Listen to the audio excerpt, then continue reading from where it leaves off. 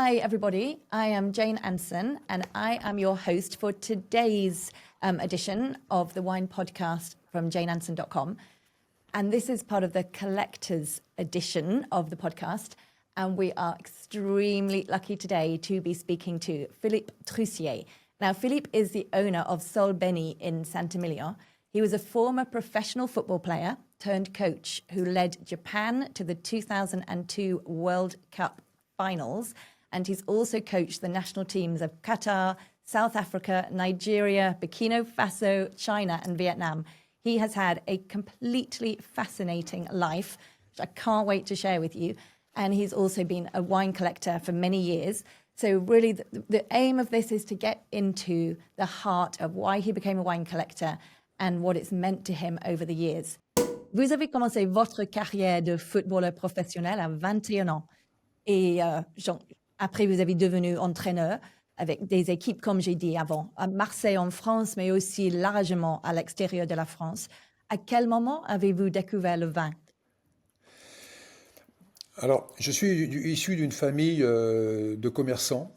Mes parents étaient bouchers dans la Sarthe, là où il y a les 24 heures du Mans. C'est une course automobile qui est bien connue des Anglais notamment. Et donc, il est évident que moi, je suis de la génération 1955. Je suis né en 55. J'ai d'ailleurs fêté mes 70 ans cette année. Il est évident que le vin était une boisson qui était servie assez régulièrement dans mon foyer, dans ma famille. Mais c'était à l'époque une boisson qui était plutôt vitalisante, qui était énergétique. Et d'ailleurs, mon grand-père n'hésitait pas à me mettre une goutte de vin dans mon biberon. Donc c'était ça un peu l'état d'esprit de la France. Et je voudrais rappeler que même à l'école, jusqu'en 1956, le vin était servi carrément à l'école. Donc, découvrir le vin, ça a été très tôt. Mais si maintenant on parle de collection, si on parle de vin avec une certaine philosophie, il est évident qu'en ce qui me concerne, je dois dire que c'est arrivé sur le tard. C'est-à-dire que ce n'est qu'en 2000, enfin, c'est véritablement en 2002 que j'ai véritablement été, je dirais, au contact de bonnes bouteilles. Mais je voudrais malgré tout signaler que lorsque j'étais un jeune footballeur professionnel, j'ai eu le grand privilège d'être invité et de goûter à un Margaux 1947. Donc j'ai envie de dire que c'est peut-être à ce moment, un peu un moment suspendu, que mes papilles je dirais, mis en place, mis en branle. Et c'est peut-être à ce moment-là qu'il y a eu une ouverture, je dirais, au mystère et aux émotions qu'apporte le vin. Vous étiez où pour ce bouteille de Château Margaux? Et est-ce que vous vous rappelez avec qui vous étiez? Alors, je m'en rappelle très bien parce que c'était mon premier entraîneur qui s'appelait Henri Skiba. C'était un grand entraîneur et qui a été un très très grand joueur, qui a joué notamment à Monaco et qui a joué également à Nîmes, dans le sud-ouest de la France, qui a même joué au Stade Français à l'époque, qui était à Paris. C'était avec mon entraîneur et c'était exactement dans la région de Limoges, dans le Limousin, et c'était dans les années 1978. Donc c'est là, donc vous voyez, j'avais 23 ans, c'est là véritablement que j'ai été mis au contact d'une grande bouteille. J'ai envie de dire d'une grande bouteille parce que je veux faire la différence entre le vin et la bouteille. Dans la notion de bouteille, il y a une notion de préparation, il y a un moment, je dirais, qui est presque sacralisé. C'est un moment où le temps va s'arrêter, on va parler évidemment de cette bouteille, on va d'abord aller la choisir dans la cave, ensuite on va la préparer, on va choisir également un verre relativement important pour que le liquide puisse s'exprimer et surtout qu'il puisse s'oxygéner. Donc il y a tout un protocole et c'est ce moment-là que j'ai découvert et j'ai été confronté à ce moment, un moment suspendu qu'on n'oublie jamais et sans pour autant en avoir bu de grandes quantités, mais ça a été un moment magique, un moment sacré qui a fait qu'ensuite, je pense que j'ai été ouvert justement à continuer à vouloir découvrir et la vie, les opportunités de la vie m'ont permis ensuite, on le verra dans le suite du reportage, mais c'est au gré des rencontres, au gré des voyages que finalement on rencontre le vin. Le vin, c'est une rencontre, c'est un moment qui est ponctuel et ensuite le verre, eh bien on s'en souvient. J'aime bien reprendre les paroles de Adam Levine, le chanteur de Maroon 5, qui a écrit un très beau texte lorsqu'il chante la chanson Memories. Et il indique un verre pour se souvenir. Et je crois parfaitement à cette idée que le verre, c'est un partage, c'est un moment que l'on célèbre avec son ami, avec sa famille, avec ses amis, etc. Et c'est à ce moment-là qu'on se souvient de ce moment partagé et le vin a un rôle très important. Merci. Et donc, on peut dire que vous doit, d'une certaine façon, votre amour pour le vin à cet entraîneur quand vous étiez un jeune footballeur professionnel. Alors, il faut préciser que, et vous le savez, Jeanne, quand on est footballeur professionnel ou lorsqu'on est un joueur de haut niveau, vous avez bien compris que le vin n'est pas C'est proscrit, pas hein, tous les jours. il n'est pas, voilà, le vin est plutôt proscrit. On a tendance à éviter, mais parce qu'on considère le vin comme alcool. Mais moi, je ne veux pas considérer le vin comme alcool.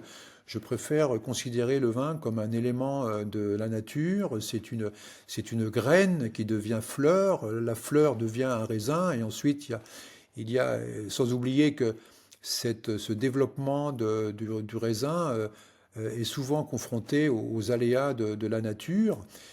Surtout en ce moment, en 2025, où nous sommes confrontés aux aléas de la nature.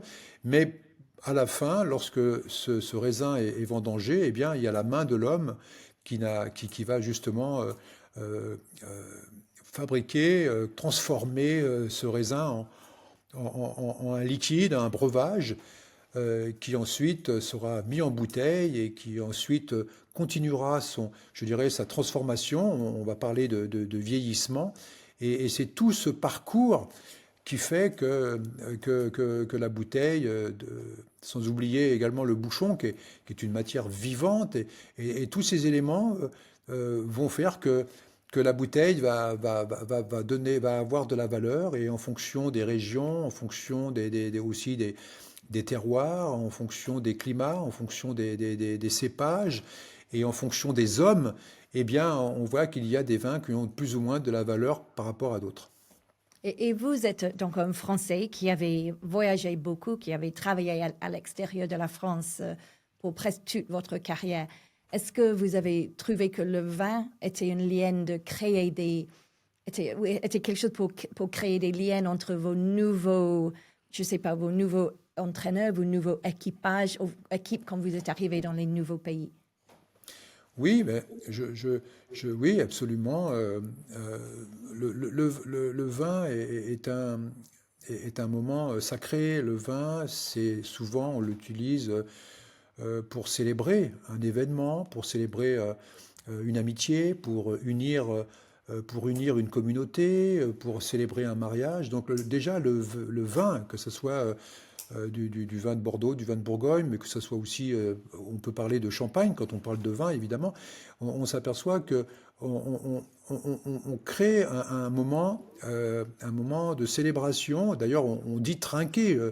En France, on dit santé. En Italie, on dit chin-chin. Au Japon, on dit kampai. En Chine, on dit kampai. Et en Angleterre, on dit Prost, n'est-ce pas? Donc Yo, cheers! voilà, donc on s'aperçoit que c'était bien un élément suspendu. Et donc il est évident que le vin est un moyen de rassembler les gens, tout finalement. Et donc oui,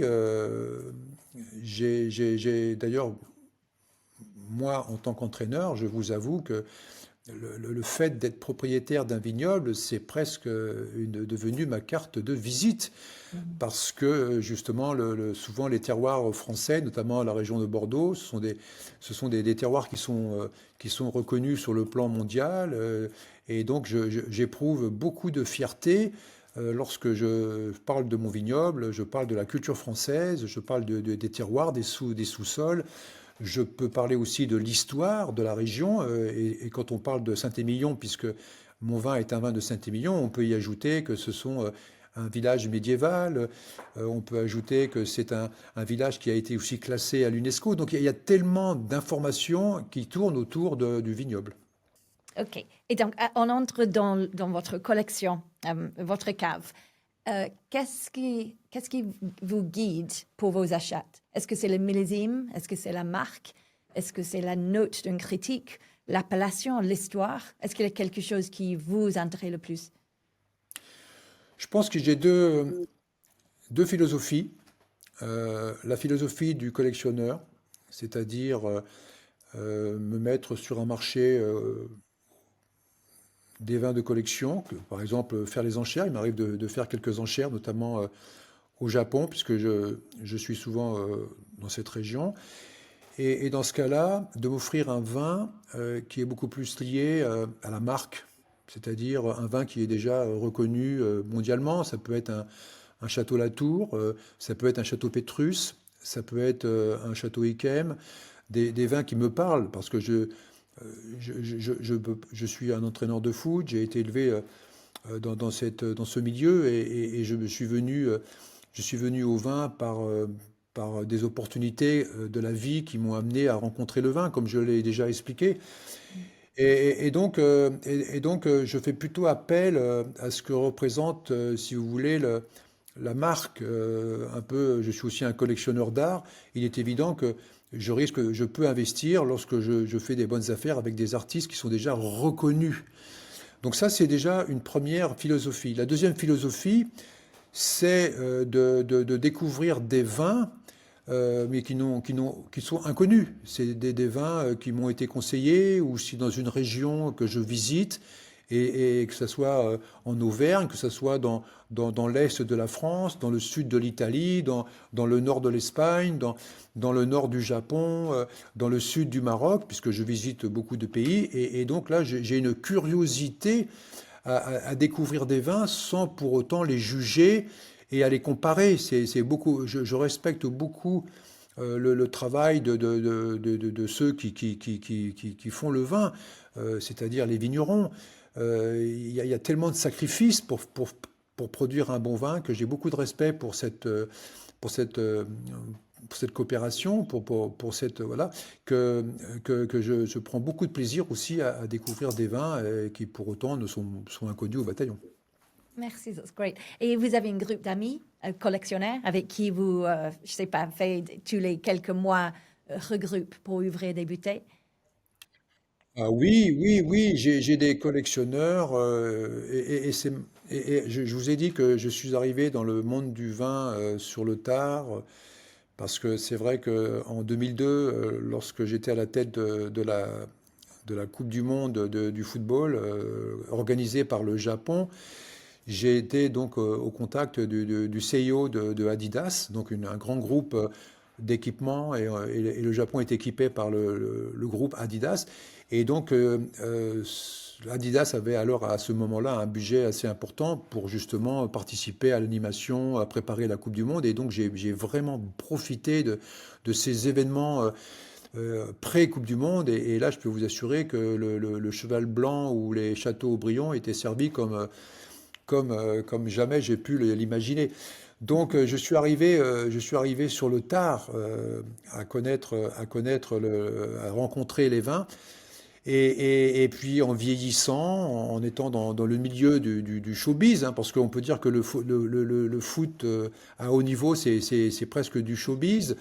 Eh bien, j'ai été au contact de grands collectionneurs, et en vieillissant, eh bien, je suis encore beaucoup plus au contact de ces personnes qui veulent justement me faire découvrir des vins. Donc, c'est plutôt eux qui m'invitent, c'est plutôt eux qui me font découvrir des vins, et je possède des amis dans le monde entier, et plus particulièrement au Japon, où là, je découvre des vins que je ne pourrais pas m'offrir, évidemment.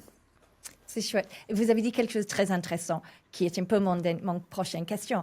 Il y a des nombres sportifs et entraîneurs de haut niveau qui est connu pour être vraiment amateur et collectionneur du vin. Est-ce qu'il y a un parallèle, un lien entre ces deux mondes de vin à haut niveau du vin et haut niveau sportif? Alors, il y a plusieurs réponses à donner. Il est évident que lorsqu'on est un athlète de haut niveau, on bénéficie de ressources financières qui facilitent le contact avec les meilleures réputations de vin. Donc je dirais, il y a un lien, je veux dire, celui qui est un passionné de vin, un collectionneur de vin, il est évident qu'il faut, sans aucune honte possible, sans aucun jugement possible, il est évident que la partie économique est importante.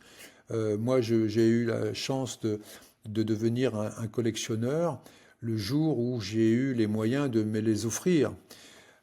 Et donc ça, c'est quelque chose qu'il faut admettre. Et donc j'ai eu le grand privilège, la vie m'a donné cette chance. Et donc voilà, donc c'est un grand privilège. Maintenant, d'une façon plus philosophique, je dirais le lien commun qu'il peut y avoir entre le vin, et le vin et de la collection de vin et la carrière d'un entraîneur, euh, c'est peut-être la notion d'avoir, moi, ma cave, c'est ma mémoire. Comme je vous le disais, j'ai une cave, j'ai des bons vins, mais j'ai beaucoup plus dans ma mémoire. Ma mémoire, c'est ma cave. Tous ces moments partagés, parce que quand on dit qu'il y a une rencontre avec le vin ne se rencontre pas au coin d'une rue. Le vin, c'est toujours un moment sacré, c'est toujours en relation avec un événement, c'est toujours en relation avec un repas, avec de la gastronomie. Et donc, cette rencontre avec le vin, euh, qu'il soit bon ou qu'il soit pas bon, le moment est beaucoup plus important pour moi que le vin en lui-même. C'est-à-dire que je peux apprécier un vin qui n'a peut-être pas les caractéristiques de haut niveau, mais le cadre, l'environnement, le moment, les rencontres que l'on partage, eh bien, fait que à l'arrivée, le vin était excellent. Je crois beaucoup au contexte, je crois beaucoup à la sacralisation du moment. S'il n'y a pas ce moment sacralisé, eh bien, le vin n'a pas la même valeur. Je me vois mal ouvrir un château Margaux à 8 heures du matin en me levant. Il faut qu'il y ait un contexte. Et ce contexte, j'y tiens parce que c'est lorsque je mets une bonne bouteille sur la table, je m'arrange pour qu'il y ait un environnement très propice à la dégustation. Et je crois beaucoup à cet environnement en général. Merci. Et maintenant, vous êtes aussi propriétaire d'un domaine viticole, donc on en a dit, Sol Béni à Saint-Émilion. Est-ce que pour travailler avec votre équipe là-bas, est-ce qu'il y a des leçons que vous avez prises comme entraîneur des équipes de foot de haut niveau qui sont utiles pour votre nouvelle carrière comme propriétaire? Oui, je vais vous surprendre, mais je vais vous dire oui parce que j'ai l'impression d'être vigneron depuis de nombreuses années, parce que l'objectif c'est de tirer la quintessence. Alors quand on est entraîneur de foot, on a tendance à tirer la quintessence des joueurs individuellement. Chaque joueur est unique, chaque joueur a un caractère, il y a des jeunes, il y a des vieux, il y a des joueurs qui courent vite, des joueurs qui courent moins vite. Et puis dans la vigne, vous avez des... Et puis sans oublier que dans le football, vous avez aussi des gens de différentes origines. Et donc quand vous êtes à la tête d'une équipe de football, eh bien, il faut tirer la quintessence de ces joueurs qui sont uniques dans leur capacité, dans leur spécialité. Et donc ensuite, il faut créer, mettre en musique. Il faut absolument que, en ce qui concerne le football, mettre en musique, c'est que chacun comprenne qu'il doit se conformer à des modalités collectives, justement pour attaquer ensemble, pour défendre ensemble, pour manager un ballon, etc. Et quand on est dans le vin, eh bien, il faut trouver un moyen de trouver le bon ajustement, le bon équilibre, le bon assemblage qui va permettre justement de créer une unité.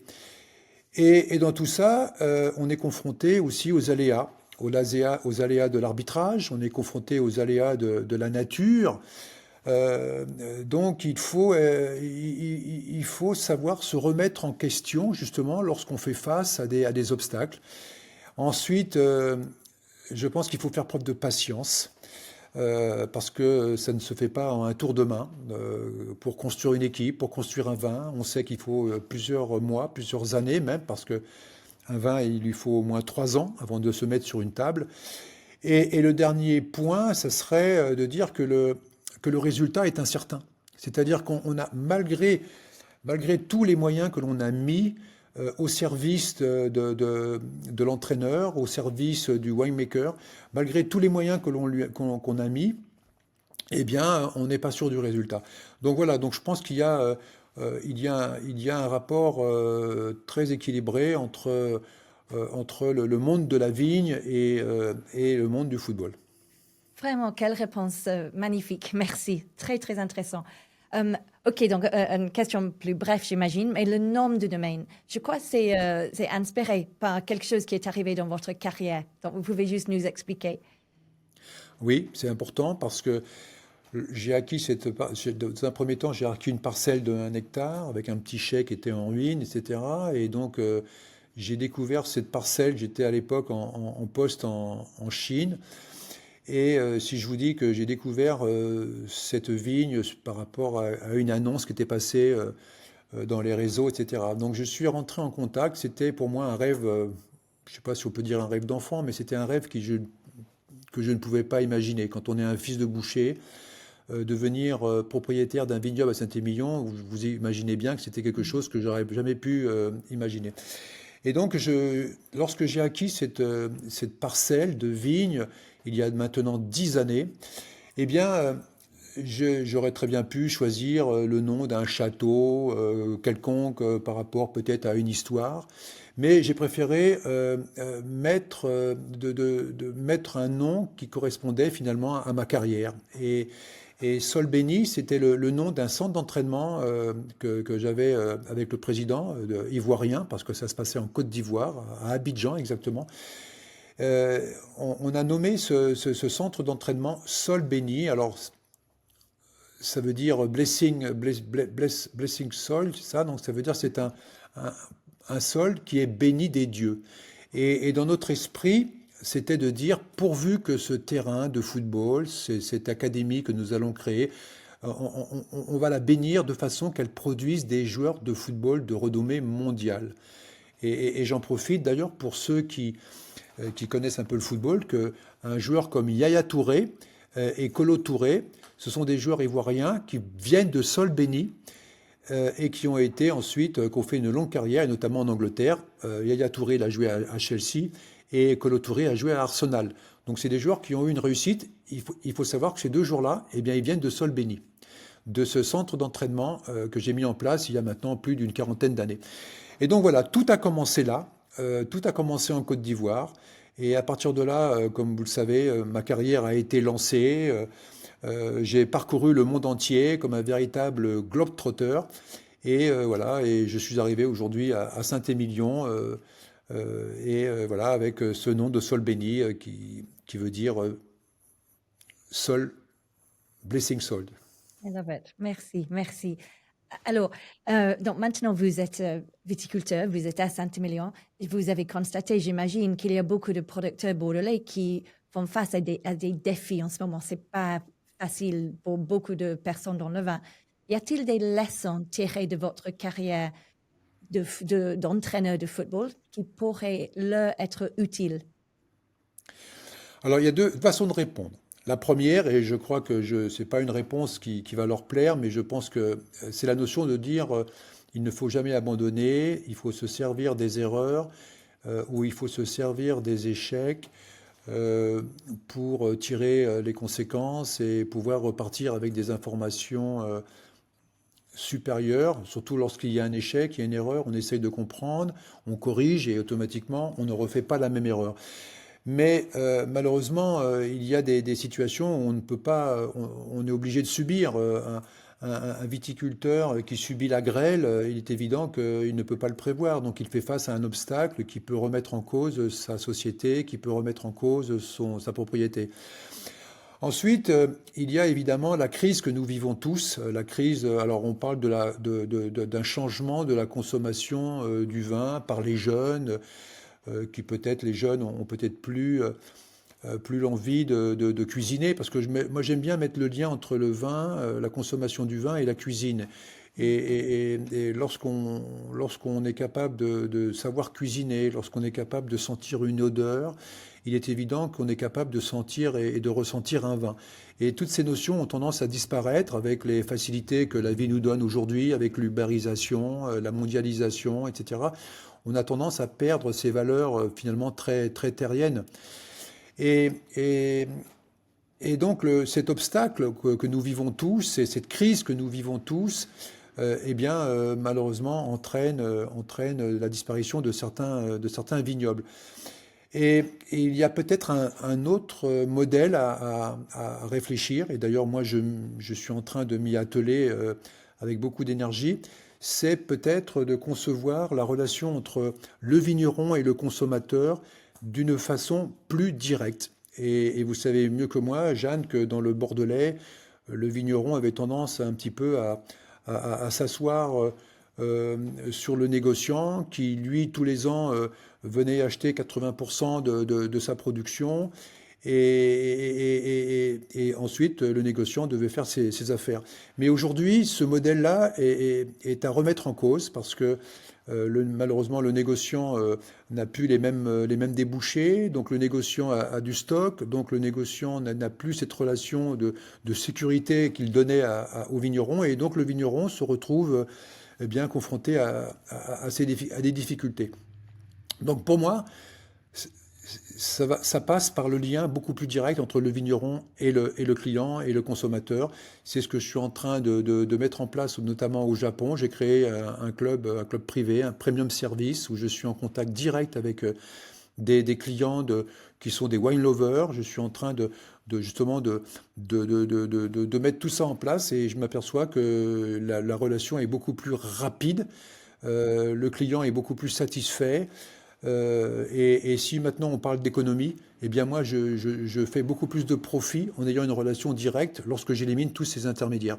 Voilà, donc il y a matière à réflexion. Et donc si j'avais un message, une leçon, enfin pas une leçon parce que j'en ai pas la prétention, mais si j'avais un message, c'est peut-être effectivement de réfléchir à un modèle de relation plus direct avec le consommateur. Merci, vraiment. Alors, on a déjà beaucoup trop parlé. J'ai dit que je ne vais pas vous garder trop longtemps, mais vous êtes tellement fascinant. Alors, donc, je vais demander 2 questions de plus. Si je reviens sur votre cave et votre carrière, est-ce qu'il y a un vin dans votre collection qui vous associe avec un succès ou, je ne sais pas quoi, quelque chose comme les qualifications du Japon pour les 8e du final de la Coupe du Monde, quelque chose comme ça? Oui, oui, parce que lorsque j'étais l'entraîneur de l'équipe nationale du Japon, donc je suis arrivé en 98 à Tokyo et je suis reparti en 2002, 4 années d'un pays qui était organisateur de la Coupe du Monde. Donc vous imaginez bien qu'il ne s'agissait pas simplement de construire une équipe de football, mais il fallait aussi euh, créer un grand chantier dans le Japon. Il fallait accueillir les communautés étrangères, il fallait créer des nouvelles routes, des hôpitaux, des ponts, des lignes de métro, de train, etc. Donc il y a eu un très grand chantier. Quand on organise une Coupe du Monde, il est évident que ça se comprend facilement. Et donc, à cette occasion, la fédération japonaise de football m'avait fait part d'un dîner pour me mettre en confiance, et il m'avait offert une bouteille de Château Pétrus 1955. C'était bien sûr l'année de ma naissance. Et ce Pétrus 1955, d'ailleurs cette bouteille est toujours dans ma cave, si vous voulez, elle sacralise, ou en tout cas elle représente, elle caractérise parfaitement le challenge qui m'attendait. C'est-à-dire que la fédération m'avait mis la pression. Quand on vous offre un Pétrus 55, eh bien, on attend de vous de grandes épreuves. On attend de vous de bons résultats. Et donc, pour moi, ce Petrus 55, je pense que je ne le boirai jamais. Parce que pour moi, ça représente le challenge qu'il m'était donné à l'époque. Et donc, nous avons réussi à produire un bon football, nous avons réussi à obtenir un très bon résultat. Et donc, ce Petrus 55, c'est véritablement un trophée qui caractérise ma carrière et mon succès au Japon.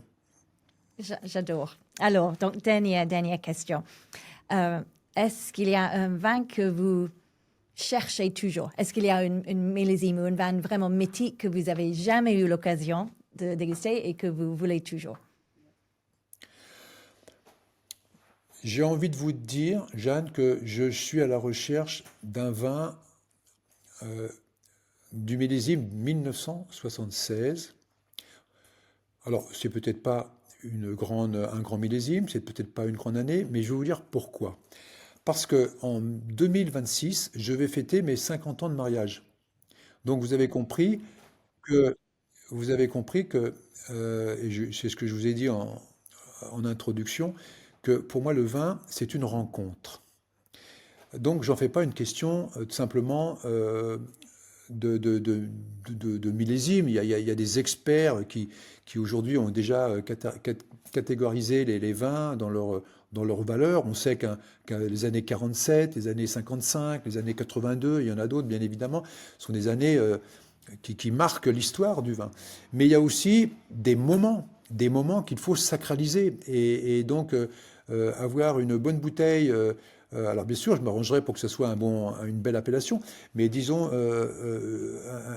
une bouteille de 1976 correspondra parfaitement à mon souhait de célébrer avec mon épouse mes 50 ans de mariage.